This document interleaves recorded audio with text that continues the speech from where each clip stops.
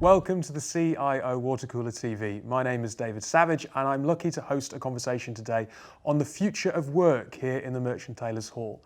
And sponsoring the session today are RingCentral, so thank you to RingCentral. And Sonny, who's a member of our panel, is representing them today. We do have a great panel joining me in the room, plenty of experience to talk about the future of work. Despite our rather ironic surroundings, it looking a bit like a Dickens set. But before we get into the conversation, starting with Aid, if you could each introduce yourselves and what you do quickly, just in 20 seconds so that everyone knows who they're watching. Okay, my name's Aid McCormack, former technologist, today focused on helping organisations thrive in the digital age. I'm Sunny Dhami, as you mentioned, so I work at RingCentral and look after all of our product marketing and go-to-market. Harvey Neve, I head up digital transformation at Public Health England, and I've worked for a number of companies, private and public sector, in transformation over more years than I care to mention. Hi, I'm Mark Fabes, held a number of senior IT roles across hospitality and retail, most recently as Group CIO for the Post Office. Hello, I'm Peter Adams, I'm Group CIO at Avant Homes, UK house builder. So I guess the first question, and I don't know, maybe Harvey, maybe Mark, given that you're both probably from organisations that have gone through change in the last couple of years. I mean, all organisations have changed, of course, but public sector and the post office, everyone knows post office has gone through some changes. How do you see the workplace of the future emerging, and what are the trends that you've seen over the last couple of years? Maybe if we come to Harvey first. I think businesses are changing because people are changing, people's expectations are changing. So what you're seeing is the use of technology now is absolutely an intrinsic part of how you live your life outside of work. And the expectation of the role of technology within work, it has therefore changed. You used to have those days where you had the best technology at work and that was it. You went to work to use the best technology. Then all of a sudden, industry or wherever you're at couldn't change as fast as technology was changing. So you had all the best technology at home. But now, of course, technology is very portable, so people will just bring that into work if you're not offering them the right technological solutions, if you like, and you get that shadow IT that we'll talk about. So I think it's people, actually, and the expectation that people have and the way they want to work, and that's actually going to accelerate. All the evidence is that that's going to continue to change at an ever-changing pace. It's kind of a Moore's law of expectational change, if you like.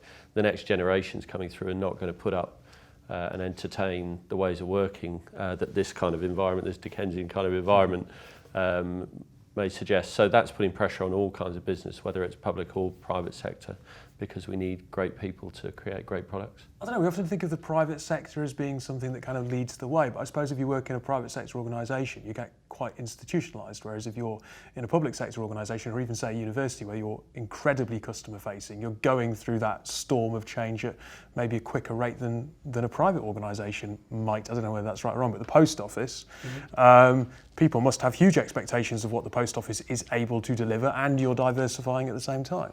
Yeah, very much so. And if you look at the workforce within the post office, obviously the majority of the workforce actually sit in the post office itself. But actually, if you look at the back office functions, what we've seen and what I saw in my time there was a real flexibility around the way people work.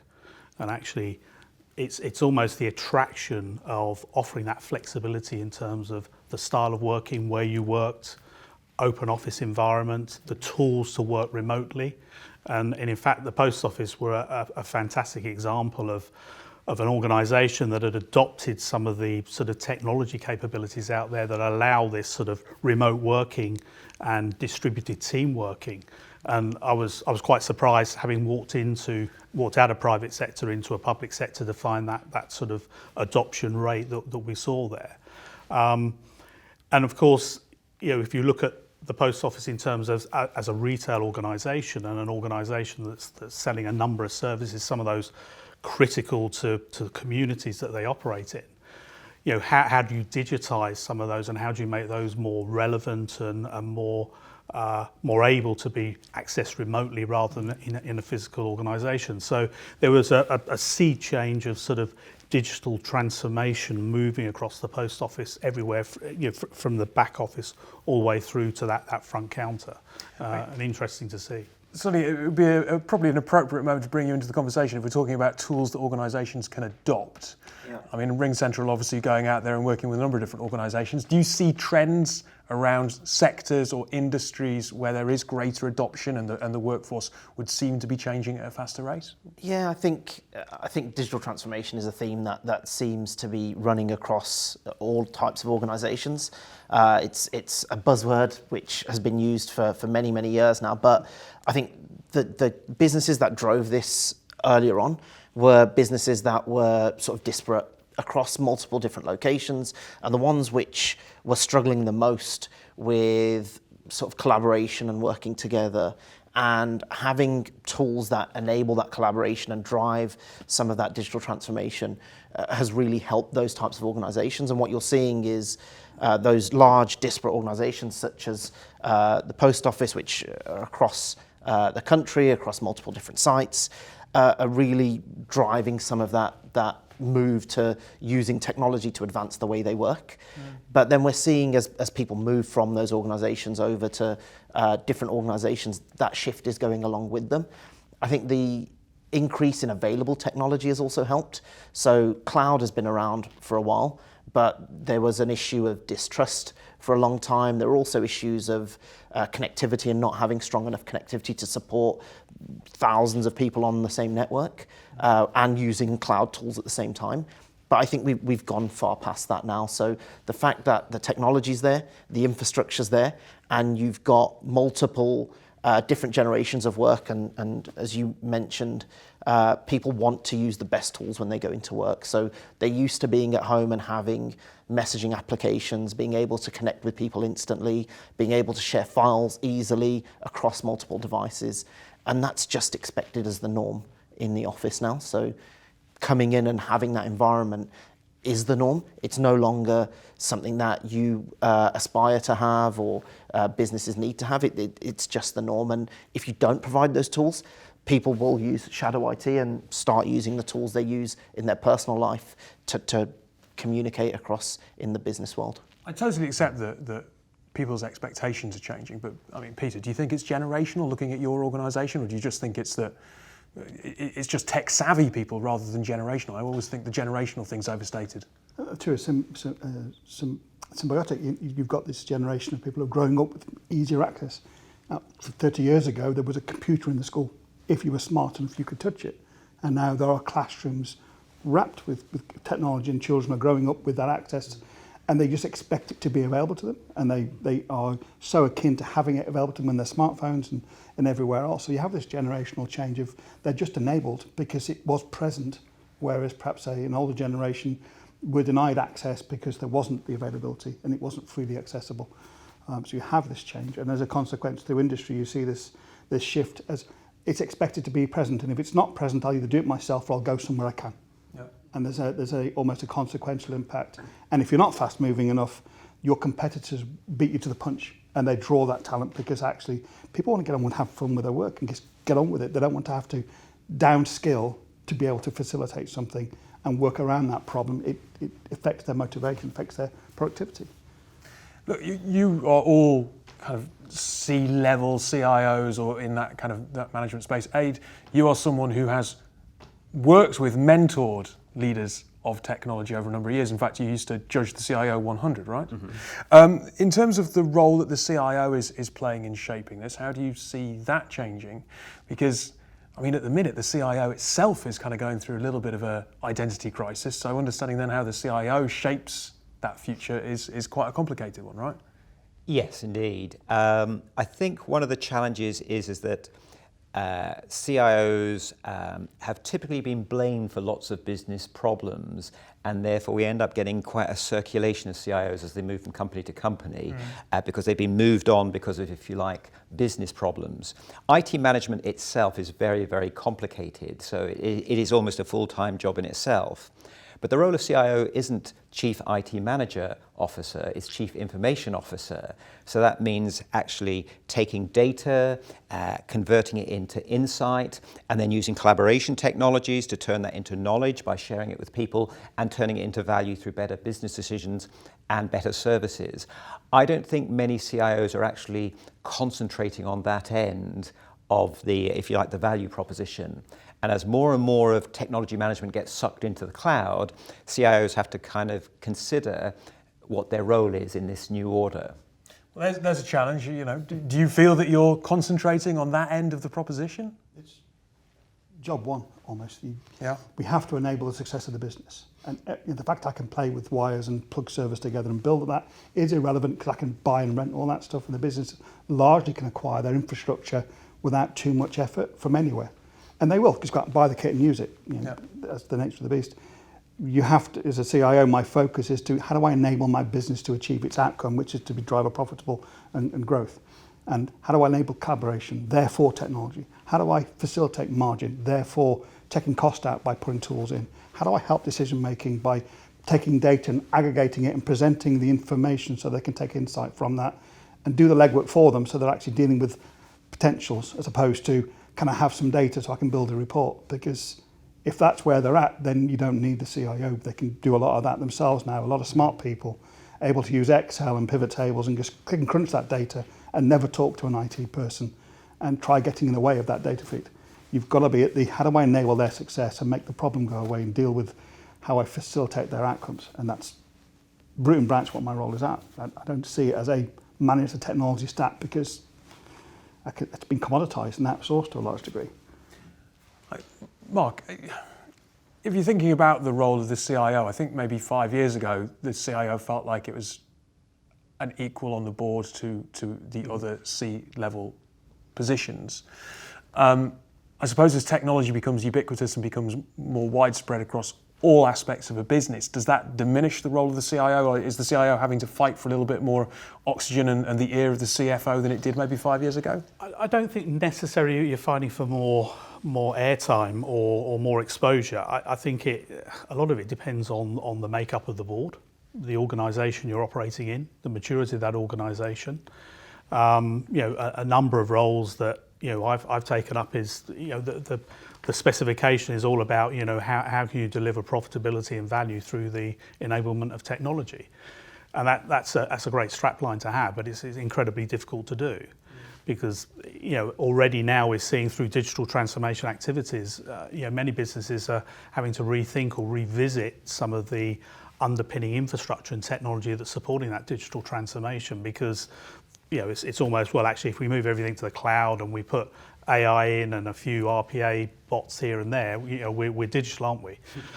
Without realising that some of the investment that needs to go into that in order to get that underpinning foundation right is absolutely crucial and key. And I think when we talk about the future of work and work styles and remote working, again, that comes back to the culture of the organisation.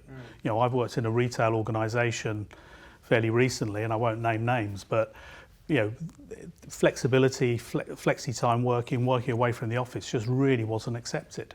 And if it was done sort of almost on the say-so of the line manager, as opposed to this was a way of working, a good way of working for this organisation. That's an interesting point, because if you're dealing with a business, is it say it's a sales organisation, and you've got an opportunity to use something like RingCentral and get people out of the office working from home, is it the business manager who's leading that, or is it technology? Is it the CIO who's saying, here's a great piece of technology that will free up the organisation to work in a slightly different way? I mean, who are you engaging with? Who's introducing RingCentral to businesses? I think dependent on the size of the business, we're engaging with multiple different teams. So we do engage with sales managers. We also engage with salespeople who are looking to advise their managers on better ways that they could be working. But I think Peter's point was right, that we provide the tools and the CIOs implement tools that enable different types of culture and different ways of working. Whether the business as a whole wants to fully implement remote working is a business decision at the end of the day. The tools are there to enable that. Just because you're all in the same office and in the same location doesn't make those tools less useful, and doesn't make them your team less efficient. It's just the nature of the business. I mean, we at RingCentral have a very mixed approach. We have some salespeople who are in the office all day, every day. And we have a number of salespeople that are 90% remote. It's just the way the business has been built to enable both of those to be able to work side by side, but also to get the best out of those teams for the needs of the business. So I wouldn't say that we are just speaking to CIOs or heads of IT.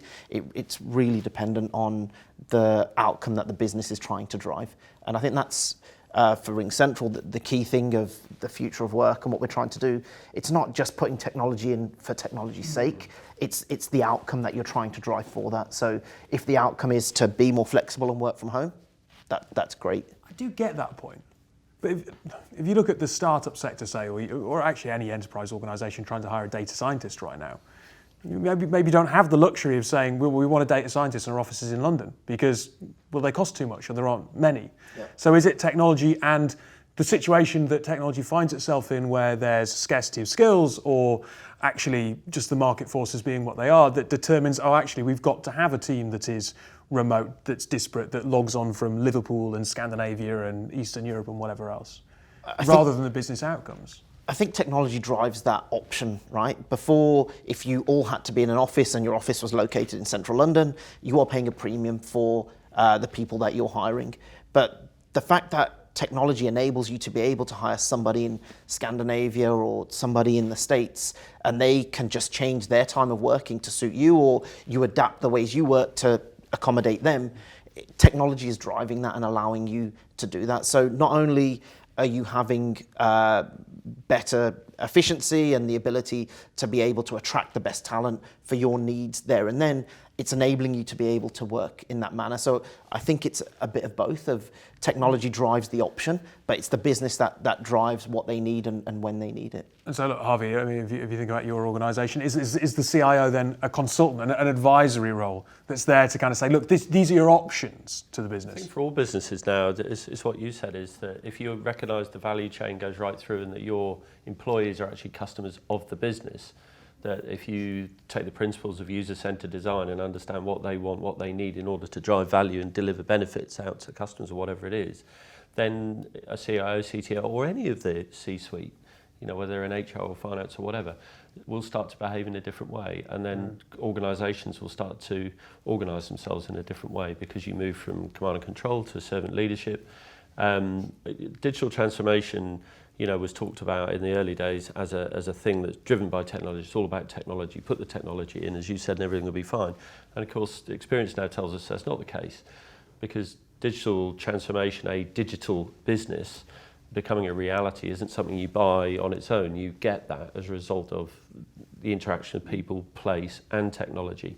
When all those things come together, suddenly you become a digital business. You will attract and retain those people with those digital skills, but they will only stay if you can give them the environment and the tools to be able to work in that way. So there's what I call a sort of a digital Rubicon you've got to cover. You've got to burn the boats. It's a real leap of faith for a business to commit to becoming digital, and it's a bit scary for senior leaders because they think they're losing power. They just get it in a different way. Yeah, I mean, I think what happens in the market is there's a conflation of the term digitalization and digital transformation. Yes. And digitalization is essentially taking your existing factory business model, sprinkling it with IoT, blockchain and AI, and think job's a good one, but a faster, smarter, cheaper Titanic is still a Titanic. So I think it's all about developing businesses that can thrive in the digital age, or where the future is increasingly unknowable, and increasingly the technology is able to do what we're able to do. So our value proposition as humans for staying in work is bringing our cognitive capacity to work, and therefore we need to create environments that allow us to harvest as much of that cognitive capacity as possible, and therefore things like forcing people to go to work during rush hour or come into the office just basically drains your asset. But that is that Dickensian sort of, pick up your phrase you used, that you used to talk about work-life balance, because technology meant you had to leave your home life behind to go to work. It was a place you went to, where work is now a thing you do, and you have a lot more options of where and when you do that. And as long as people often ask me, what's your flexible working policy? And I said, well, we've got lots of policies, as all businesses do, but actually there's a value, a principle around this, that your work-life balance and productivity shouldn't come at the cost of somebody else's. And what that means is You're responsible to work with your colleagues and your customers and make sure the way you work benefits not only you but the whole business. And you guys need to sort that out yourselves. Technology's role is to enable that and to work out how you make that work. I think if you think about what's been one of the key sort of catalysts and drivers of digital transformation, which is the customer, the consumer, and their desire to engage with a brand or a business at any point of the day or any time, anywhere, with anyhow, why doesn't that principle apply to your workforce? Why isn't that a driving catalyst of your business as well in order to encapsulate and manage and have a workforce that can operate in exactly the same way? That's got to be a massive pull for any business, any organisation nowadays. I would argue that actually the talent is more important than the customers, because if you have the best talent, you will attract the best customers. Peter, I could see you nodding along a few minutes ago when Harvey was talking. Your housing, and I suppose if I expand that a little bit out to maybe construction as well, the housing property construction market's one that has been relatively late to adopt some technology by comparison to some other sectors. I was just wondering if you were building on some of the points. Certainly, I think one of the challenges is that if you assess the work you do, a large portion of it, almost disproportionate, that can be done from anywhere you can get a decent connection. I don't need to be in the room. I don't need to physically, as I physically got to touch something, I haven't got to be in present form. So the technology that's been now enabled to get that connectivity, that real-time video conference calling with high quality output, sharing content, you can have an immersive dialogue for the people from around the world. Don't need to be in the office, don't need to do the rush hour, don't need to comply with those restrictions, except when I physically have to touch something or meet somebody. And the shift in the construction space, in our space, is very much around the digitisation of their work environment, taking away bits of paper and replacing it with tools that actually we can streamline that. We no longer have to fill the form in, scan the form, email the form, read the form, type the form in. There's a problem, go back to the start and see what needs to be done. It's done dynamically on a tablet. We digitise the form, get immediate feedback. It comes in, we process it, we send it out. There's an immediate change in speed and performance. We've taken all that paperwork and administration away. The individuals can now spend more time where they physically have to be present, rather than, I'll be with you, I've got to get this paperwork done and scan it and send it and so on. So we see this huge shift in capability, removing the burden of non-value adding effort, so they can focus on the things where actually their cognitive intellect can be applied to the task. They can spend the time with the people where that interaction is important, rather than I need to get the paperwork filled in, I need to get the form signed off and so on. And the whole shift in our space is to remove that burden to get to effective ways of working and get effective use of resource in the place where they need to be, rather than come into the office to get to the powerful compute because you've got to do a technical drawing. But go out to the site and see the problem, then come back to the office and do the technical drawing. It's enabling that shift of actually go where you need to be and do the work from there, and we'll not worry about it. And the big challenge is really behaviour and culture around, we expect you in the office 9 to 5. Because we always have expected you in the office, because that's the factory mentality, and actually the nature of resources. I can do the job anywhere I can get online. And I do mean almost anywhere I can get online with a hotspot on my mobile phone, sat in the Hebrides, I can do large portions of my work without any difficulty. And that's the step change that's required with the executive. The points that Peter's making there kind of allude very much to your points earlier about moving from kind of a traditional static organisation to much more of a fluid, alive, flexible organism almost. Yeah. And if you kind of think about IoT and the way that's possibly coming in and changing businesses, there are some emerging technologies as well. You work with a number of CIOs. What technologies in particular do you see the CIO being able to drive into an organisation to enable change and unlock the future of work, I suppose? Well, I think we've got the standard set of 3D printing, IoT and AI and so on. But actually, the real problem is that when it comes to data, for example, people are building these big data lakes, but the reality is that they're big data cesspits because they're coming from systems that are not properly integrated together. And actually, the output from a cesspit, even through the best analytics tools, is not good. So I think there is a fundamental job under the bonnet, systems integration exercise to get the infrastructure in place, and then you can start building, adding more IoT that just feeds in data in kind of random ways, just makes more of a mess. So there's almost a kind of a house cleaning exercise to be done, and then we can start introducing these sexy new technologies. And I think there's a great opportunity for the CIO to lead the way in this respect. I used to coach CIOs to say, distance yourself from technology because you won't be treated as a proper business executive, so to speak. But now I think technology is a game changer. It can disrupt whole industries. And the CIOs are the guys that really understand this. But the typical order of events that would take place is that the CIO would introduce a new technology to the leadership, and the leadership would say that's a toy. Then other companies would start to use it.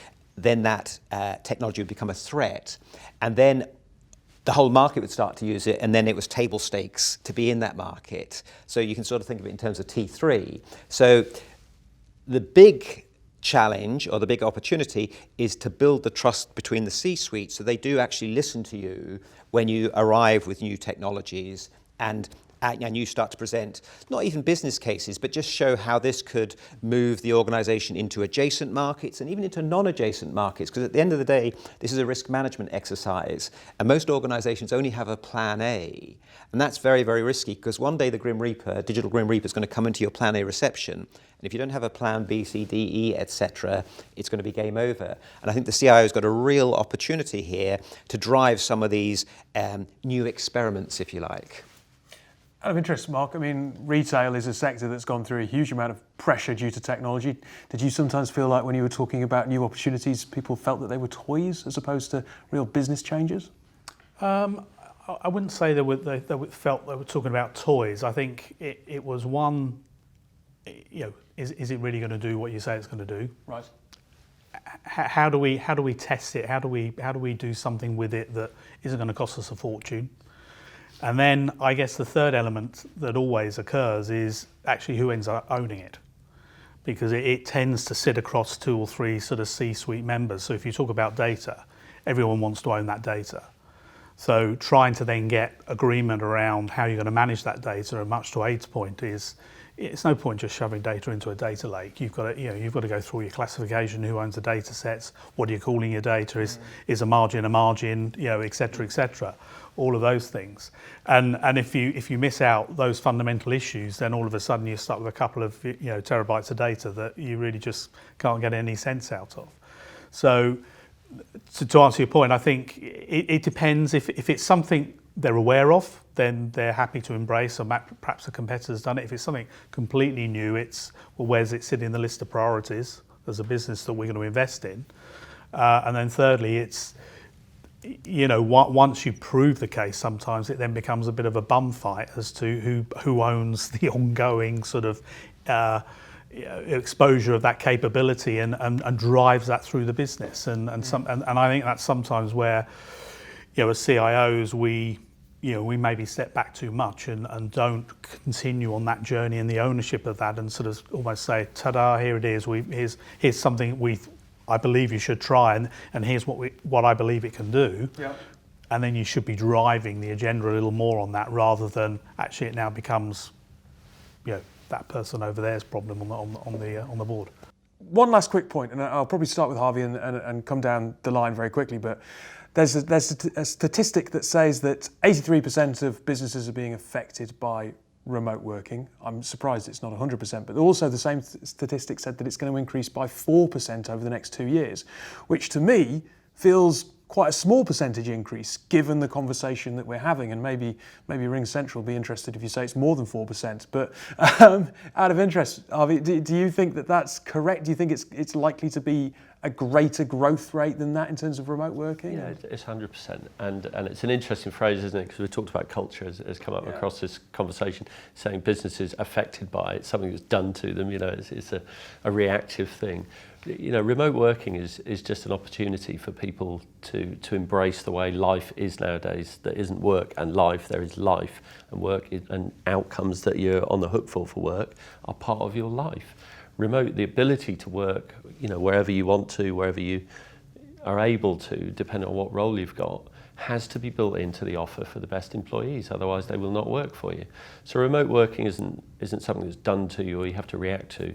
It's an opportunity for companies to attract and retain the best people, and technology will just enable that, and that's what it's about. 4% slight, or? It's in the call, isn't it? I think the reality is that flexible working and remote working is almost mandatory in your environment. You're being driven that way because that is the expectation.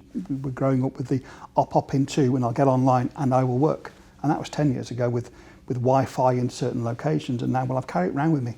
If I can get a 4G signal, which is hard pressed not to these days, and soon a 5G signal, the reality is I can go anywhere and I can do the work. And if you're making it awkward for me, I'm going to find somewhere less awkward, simply because I don't need that aggravation in my life. And it's the firms that are resistant to that challenge will find themselves step changed. And the digital death sentence will come on the door and say, actually, what you do doesn't matter from your physical location, because I can rent that by the hour if I need it, and I don't really need it for most of the day job. And that's what will cause that change. Yeah, I just to put on a couple of points and a point that Abe made earlier, I just think it's a massive prerequisite in the battle for talent. Yeah. It's as simple as that. Sonny, last point. I mean, you're working with a number of organisations who are investing in remote tools and remote technologies. Any unexpected outcomes that actually organisations have gone, you know what, we hadn't imagined that this would enable X, but it has? I think that the key thing is the additional collaboration. Providing remote work, one of the key concerns is somebody too remote, and are they not interacting with the rest of the team? I think putting tools in place that can keep people connected, and it's also about how you manage people that are remote. I think that's an important part of the culture and how you enable that to work. I think in terms of one of the key things you have to deliver is making sure you, as a CIO or technology leader, you deliver an integrated environment. So you're not putting tools in place which are standalone just to help somebody message or IM. That's integrated into the rest of the tools that you use to make sure your company and your employees are connected in everything that they do. Thank you all for joining me and talking about this complex and interesting topic of conversation for the last half hour or so. Thank you for tuning in to the CIO Watercooler TV and to RingCentral for sponsoring this session. If you're interested in more content from the channel, have a look at the links below and enjoy the rest of your day.